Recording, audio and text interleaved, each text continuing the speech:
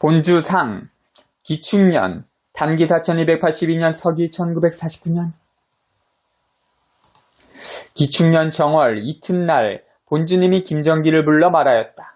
고동진이 그 전에 들었지?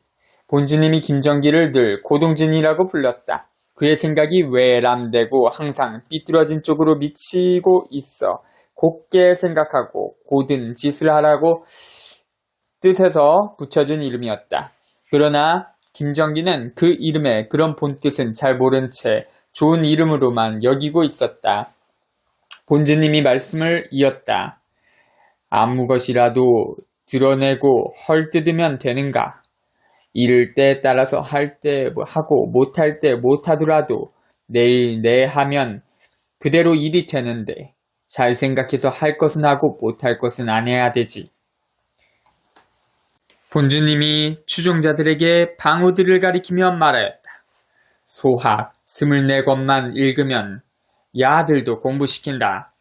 본시 소학은 주자가 입교, 명륜, 경신, 가언, 선행 5건으로 찬수를 하였는데 조선시대 태계 선생께서 비로소 소학도를 지어 19조목으로 하였다. 두자의 뒷것과 퇴계의 것 2가지를 합하면 24권이 란 숫자가 나온다. 본주님이 추종자들에게 말하였다. 승다리, 성다리, 용다리, 봉사딱지 만들려고 옛것 가지고 쓸데없는 짓 말아 해. 이에 추종자들이 물었다. 승다리가 누굽니까? 그러자 본주님이 대답하였다. 옳은 일 하는 사람. 정월 열 하룻날 본주님이 추종자들에게 이르기를 저 사람들 마음 동하면 어찌할까? 마음 안 동하도록 해. 다른 데 가지 마라 해. 신장원이 많이 들어오니 이리 오라 해. 정월 어느 날 이중성이 이덕원과 함께 본주님을 배우니 본주님이 이중성에게 일렀다. 일토중, 중토중을 알아야 해. 그러자 이중성이 예, 잘 알았습니다 하고 물러갔다. 여기서 일토중, 중토중이라는 말은 누구든지 이 지구상에 자신이 있는 곳이 바로 이 천지의 중심이며 그 중심이 되는 자신이 바로 이 세상에서 가장 중요하다는 뜻이다. 즉 내가 이 세상에 있어야만이 만물이 있게 되는 것이다. 때문에 나라를 위하는 길도 나라는 인생이 이 세상에 있어야만이 가능하다는 것이다. 이중성은 본주님으로부터 그 말씀을 들은 후 곧 승복을 한 벌 만들어 가지고 백범 김구 선생을 찾아갔다. 그는 김구 선생에게 승복을 주며 그것을 입고 공주 마곡사에 들어가 3년 동안만 숨어 있으라고 권고하였다. 그는 미국 CIA의 행위와 이승만의 간악함이 장차 하지 못할 바가 없으리라는 것을 예측했던 것이다. 그러나 김구 선생은 듣지 않았다. 선생은 나라와 결례를 너무나 사랑하였다. 또한 스스로 옳은 일만을 해왔기 때문에 설마 하는 생각도 들었을 것이다. 함대과연 선생은 그의 여름을 넘기지 못하고 안두희에 저격을 당하고 말았다. 정월 어느 날 멀리 심부름 보낸 방우들이 돌아오자 본주님이 이것들에게 이르기를 인종이 원지은이 왔으니 밥 줘야지. 그러자 이것들이 꼬리를 치고 좋아하였다. 이에 본주님이 다시 오냐 갔다 왔나 밥 2그릇 놓고 잘 크도록 빌어라 하였다. 그리고는 그 새끼 방우들을 불러 먹이시고 이르시기를 이불 펴고 자거라 하였다. 사람은 원래부터 잠을 잤던 자리와 음식을 먹었던 자리를 항상 흠집없이 치우는 법이다. 하지만 방우들은 그리하지 않는다. 저 서양인들의 침대 문화, 식탁 문화 등을 보거라. 저희가 자고 먹었던 자리를 남에게 다 내보이면서도 전혀 부끄러운 줄조차 모르는 것이 저들의 문화이다.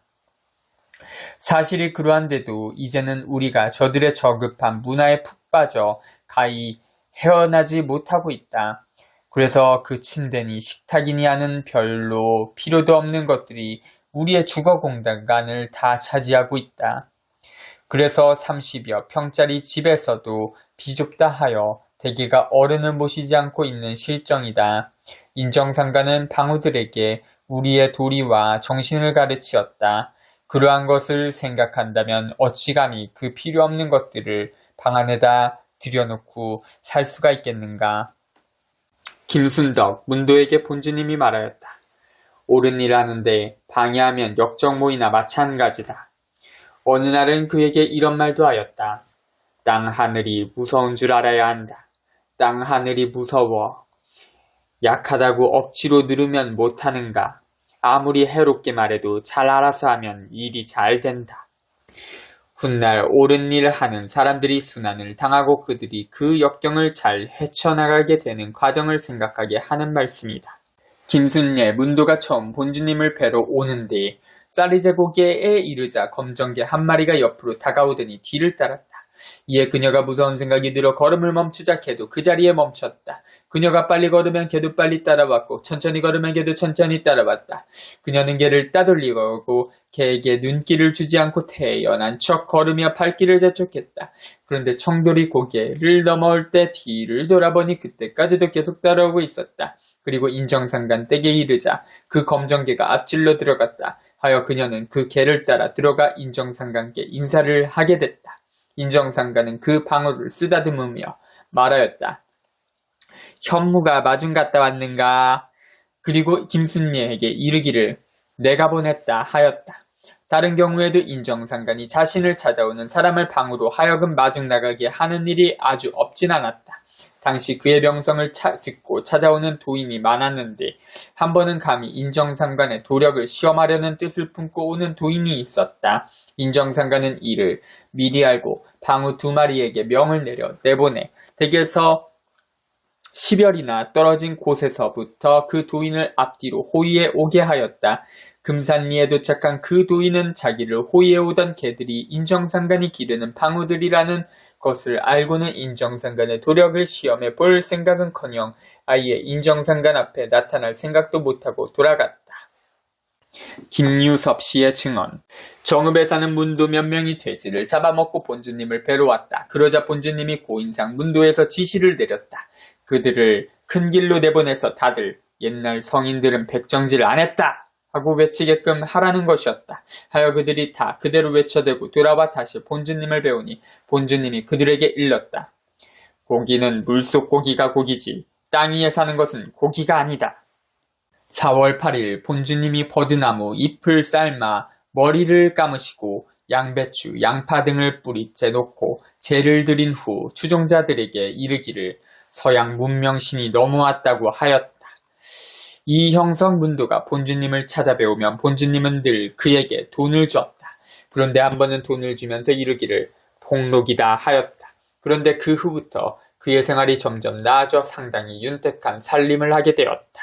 방우가 부엌 아궁이에서 새끼를 낳는데 여자 문도들이 그 새끼들을 세어보니 4마리였다.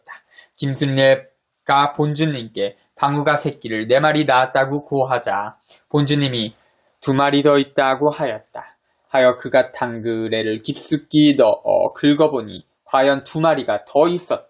본주님이 그 방우 새끼들을 담요에 싸서 놓고 잘 거라 하였다. 본주님이 김순덕에게 안학씨 옷 한 벌 줄까? 옷 한 벌 해줄까? 옷은 고운 옷 입어야 해 하고 옷감 한 벌을 줬다. 하여 김순덕이 옷을 해 입고 본주님을 배우니 본주님이 이르기를 우리는 조선 사람이지 옷은 꼭 그렇게 입어야 돼 하였다. 그리고 이어서 손으로 형상을 그리며 머리 끊고 이렇게 짧고 이상한 옷을 입으면 못 써 하였다. 충청도 사람 권병대가 본주님께 인사를 올리자 본주님이 곁에 있는 솜리 이규환에게 이르기를 이름 고쳐주어라 하였다. 하여 이규환이 의미 있는 말씀인 줄을 알고 대답은 했으나 미처 이름을 고쳐주지 못하였는데 그가 집으로 돌아가 버렸다. 한데 충청도 사람 권병대는 오래지 않아 배를 타고 바다에 나가 고기를 잡다가 배가 뒤집혀 목숨을 잃었다고 한다. 박동우 문도가 본주님을 찾아뵈오니 본주님이 이르기를 대학 공부해 하였다. 여기서 대학 공부란 대인의 길로 나아가는 학문을 뜻하는 것이다. 이는 전날에 본주님이 방울을 두고 소학을 읽으면 야 아들도 공부시킨다고 한 것과 비교되는 말씀이다. 즉 방우에게는 소학을 가르치는 것만으로도 충분하지만 사람은 대학을 배워야 한다는 것이다. 어느 날 김순덕이 본주님께 물었다. 저는 어찌 고생만 합니까? 그러자 본주님이 말하였다. 네가 무슨 고생인고? 내 고생한 것 들어볼란가? 김순덕이 예 하고 대답하자 본주님이 자신의 고생한 내력을 이어 말하였다. 은당골 배진사 댁에 살다가 권감역의 혼인 강요를 피해 도망하던 중에 불안당들이 나타나 인력거를 부수고 돌멩이를 던진 일 하며 밥도 못 먹은 채 어느 집에 피신해 있던 일 등을 다 말해줬다. 배고프다 하면 배고프도 다리 아프다 하면 다리가 더 아프고 안 그렇나. 아나씨도 고생이다 하면 더 고생되니까 이제는 그리 생각하지 마라. 괜찮아. 나도 얼마나 고생한 줄 몰라. 김순덕은 이런 질문을 하기도 했다. 선한 사람이 못 살고 악한 사람이 잘 사는 것은 왜 그런지요? 이에 본주님이 대답하였다. 전생에 잘 닦은 사람은 잘 살고 못 닦은 사람은 못 살아 하고 이어서 사람이 선하고 공덕을 많이 쌓으면 복을 많이 받고 좋은 일이 있어 하였다. 당장의 고생에 불평하지 말라는 뜻으로 본주님은 추종자들에게 이렇게 말하기도 하였다. 하루 품삯은 일이 끝나면 받고 1년 농사는 가을에 거둬들여. 대개 본주님은 어떠한 상황에 따라 머리를 올려 비녀를 꽂는 낭자의 모양을 바꾸곤 하였다. 어느 때는 평행으로, 어느 때는 수직으로, 어느 때는 좌측으로나 우측으로 비스듬히 비녀를 꽂았는데 아무도 그 연유를 알지 못하였다. 또 당시까지만 해도 기역자 모양으로 된 당글의 비녀와 비녀머리가 작은 얼레빗으로 된 비치개 비녀가 있었는데 본주님은 어느 때는 당글의 비녀를, 어느 때는 비치개 비녀를 꽂았다. 어느 날 본주님이 솜리 이 규환을 불러 명하기를 광주에 가서 머리에 꽂는 금당글에 비녀 해오라고 하였다.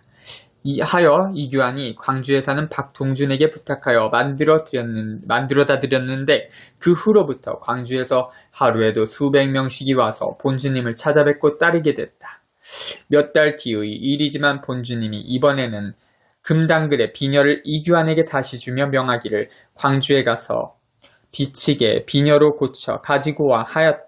하여 그대로 봉행하려 올렸는데 이때부터는 광주에서 다니던 많은 사람들이 일제히 오지 않게 됐다. 이러한 일을 두고 지금 생존한 추종자들이 당글에는 모으는 것이고 비치게는 빚어내는 것이기 때문에 그로써 이치를 삼아 공사를 본 것이라 말하고 있다. 처음에 곤종이가 새끼 한 마리를 낳자 본주님이 인종이라 이름 지어주었다. 그리고 부엌에서 일하는 여자 문도들에게 이르기를 인종이는 제일 어른이니까 먼저 밥을 줘 하였다.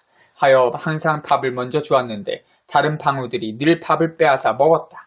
그래도 인종이는 한 번도 다투지 않고 비껴 있다가 맨 나중에 밥을 먹었다.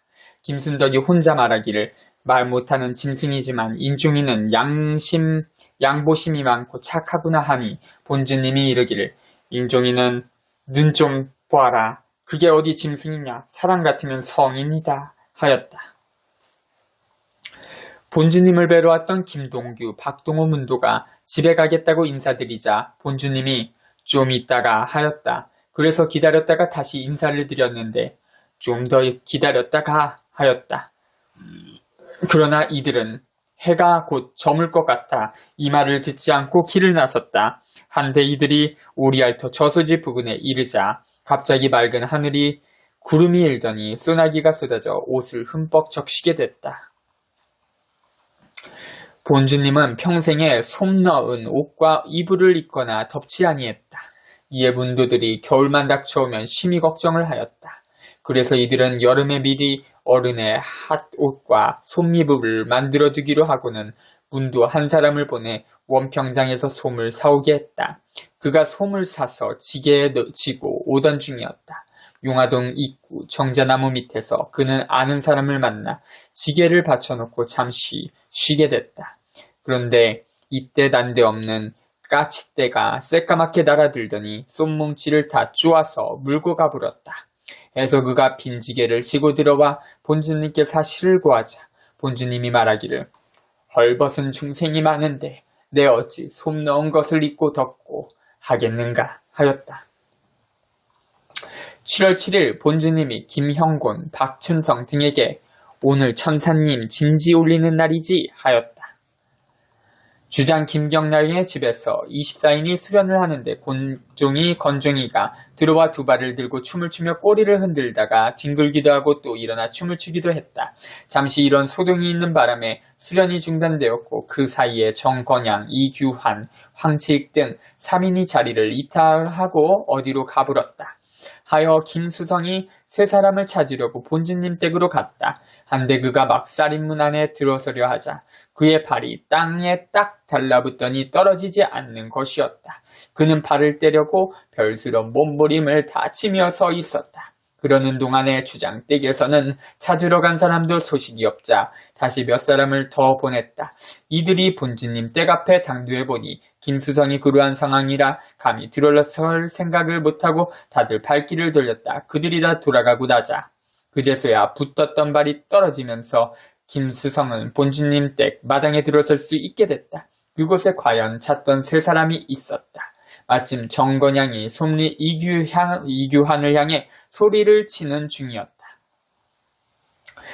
좌포장 나와라! 하나 이규환은 꼼짝 않고 앉아 있었다. 그러자 정건양이 이번에는 우포장 나와라! 하고 소리쳤다. 그러자 황치익이 돌연 몸을 날려 수십 장을 뛰어넘 법방, 지붕을 이리저리 넘어다녔다. 그리고 바람처럼 달려들어 김수성, 정건양, 이규환의 갓을 타 벗겨 찢어버리고 자신의 갓도 찢어버렸다. 이에 김수성이 크게 놓아여 몽둥이를 찾아들고 황치익을 치료하자 언제 왔는지 건종이가 달려들어 김수성의 상투를 물고 늘어지는 바람에 그는 바닥에 쓰러지고 말았다. 건종이는 한번 문상투를 놓을 생각을 않고 이리저리 끌고 다녔다.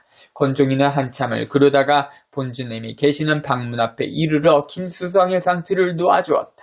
하여 김수성이 옷을 털고 일어나 상투를 다시 하였다. 이때 본주님의 방문을 여시며 고동진인가? 김정기의 별칭하여 그는 김수성입니다 하고 인사를 드렸다.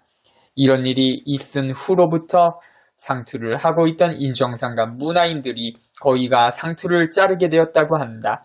이는 아마도 방우의 놀림감이 된 것을 더 이상 지키고 있을 수가 없었기 때문일 것이다. 어느 문도가 본주님 댁에서 몸이 아파 웅크리고 있었다. 본주님이 이를 보고는 말하였다. 목 아픈 데는 무잎 싸서 먹고 배 아픈 데는 고삼 찌어 마시면 괜찮아. 하여 그 문도가 그대로 했더니 바로 나았다. 본주님이 어느 날 김순덕에게 헝클어진 실타래를 주고는 풀라고 하였다. 김순덕이 받아들고 밖에 나가 풀려고 하자 본주님이 막았다. 내 곁에서 풀어라. 안악시 재주 있나 보자. 하여 김순덕이 3시간 정도 걸려 실을 다 풀어 올리자 본주님이 말하였다. 무엇이든 한 마음으로 적당히 비틀거리지 말고 정성 들이면 돼. 유연기 문도가 정기병을 원장으로 추대하고자 본주님께 품고하니 본주님이 말하였다.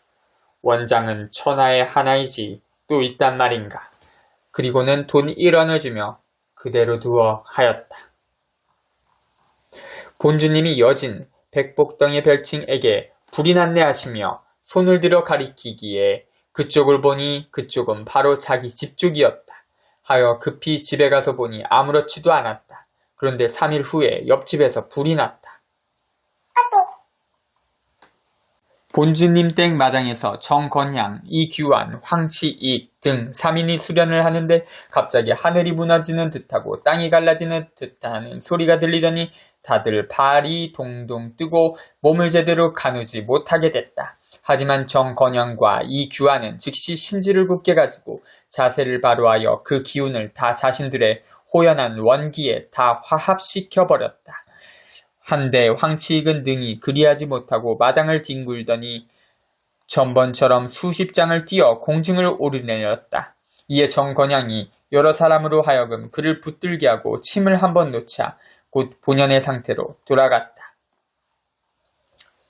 당시 인정상관을 추종하는 무리가 세 파로 나뉘어 있었는데 서보산이 주도하는 원장파가 2만여 명으로 그 숫자가 가장 많았고 충청도 사람들로 구성된 추장파가 3천여 명이었으며 김경상이 주도하는 경상남북도의 원지방파가 500여 명이었다. 그리고 어느 연비에도 속하지 않고 스스로 찾아다닌 사람들도 많았다.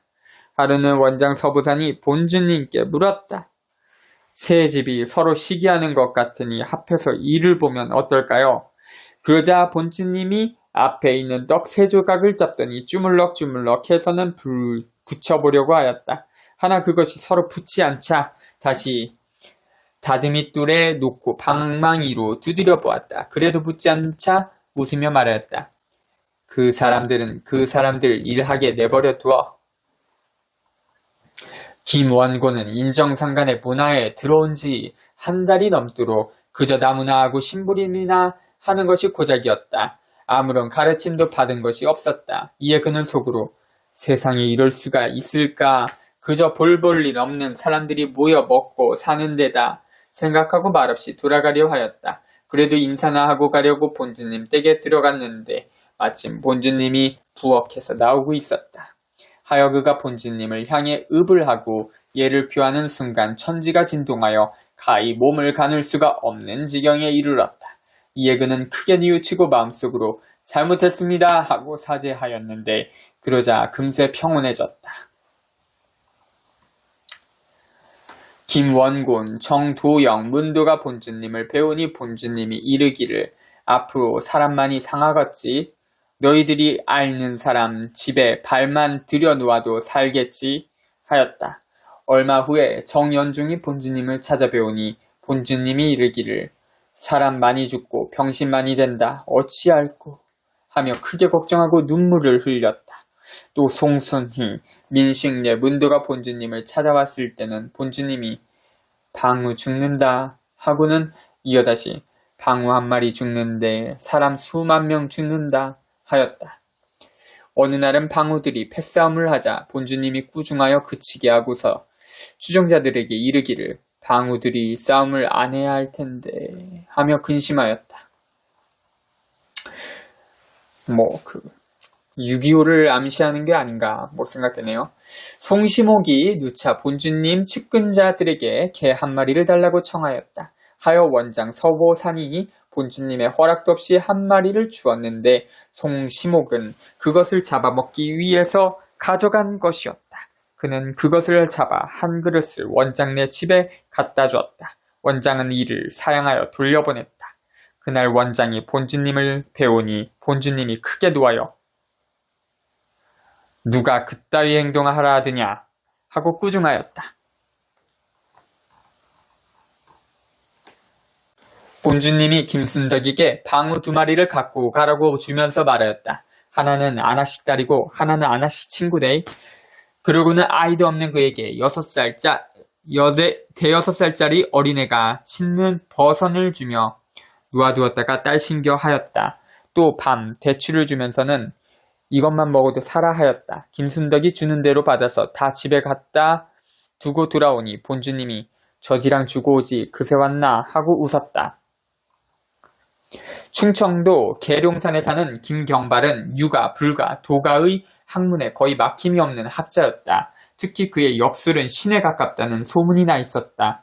그가 기축년 겨울에 괴효를 뽑아보니 여자를 스승으로 모시라는 암시가 있었다. 이나여 그가 인정상간을 찾아뵙고 인사를 드리자 인정상간이 그에게 자네 태인 살지 하였다. 하여 그는 정읍 태인으로 이사오게 되었고 본주님을 스승으로 모시게 되었다. 당시 그는 상당한 재력가인데다 성품이 호방한 사람으로 알려져 있었다. 그는 나들이를 할 때면 항상 말을 타고 다녔다. 한 번은 그가 말을 타고 본주님 댁을 찾아오는데 용화동 입구 팥정이 다리를 지나자 갑자기 말이 앞발을 들고 머리를 하늘로 향해 울부짖으며 몸부림을 쳤다. 그 바람에 그는 곤두박질을 쳤다. 다행히 다친 데는 없었다. 말은 방향을 돌려 달아나고 있었다. 달려가는 방향을 보니 집이 있는 태인 쪽이긴 한데 오던 길을 되돌아가는 것이 아니라 산으로 들로에서 바로 질러가는 것이었다. 김경발이 뒤따라가 보니 조금도 머뭇거리는 바가 없이 태인의 자기 집 마구간으로 들어갔다. 그제서야 그는 크게 깨달은 바가 있었다. 축생이라고 하여 업수이 여길 바가 아니었던 것이다. 이튿날 본주님을 배우니 본주님이 말하였다. 그런 거 타고 다니지 말어. 성삼순, 최인미문도가 본주님을 뵙고 인사를 드렸는데 본주님 곁에 있던 방우 한 마리가 갑자기 최인미에게 달려들어 그의 머리카락을 물고 이리저리 흔들어댔다. 하여 옆에 있던 성삼순이 본주님에게 말려주세요 하였다. 그 방우에게 그만해라 하였다. 그때야 방우가 최인미의 머리카락을 놓고 물러났다. 겨우 방우한테서 풀려난 최인미가 가지고 온 옷감을 본주님께 드렸는데 본주님은 그걸 받지 않고 돌려주며 꾸짖었다. 더럽다. 물러가라. 이에 성삼순이 그와 함께 물러나와서 연유를 물어봤다. 최인미의 말을 들어본 즉 그는 본주님을 배신하고 태인 미륵불교에 다니다가 예정 때문에 다시 돌아온 것이었다. 겨울 어느 날 본주님이 항아리에 치마를 두르고 혼잣말을 하였다. 아버지, 쌀과 돈이 있어야 합니다. 그리고 주장 김경량의 연원들에게 명하였다. 쌀 150가마를 올리라. 하여 주장댁 연원 수천 명이 협심하여 쌀 150가마를 모아서 본주님께 바쳤다. 그러자 본주님이 여러 군데 새끼줄을 치고 홀로 신어를 하며 공사를 보았다. 18.